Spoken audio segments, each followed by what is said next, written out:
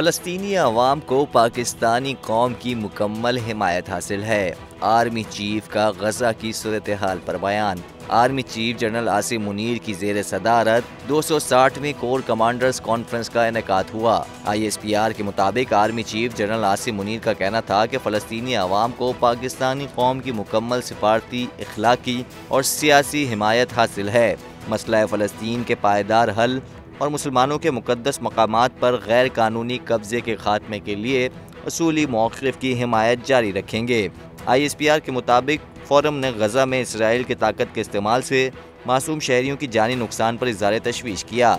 ISPR के मुताबिक forum ने हर किस्म के बिलवास्ता और बिला वास्ता ख़तरात के ख़िलाफ़ मुल्क की सालमियत के दिफा के अज़म का इआदा किया। शुरका का कहना था कि दुश्मन क़ुव्वतों के इशारे पर काम करने वाले तमाम दहशत गर्दों से रियासत मुकम्मल ताकत के साथ निपटेगी।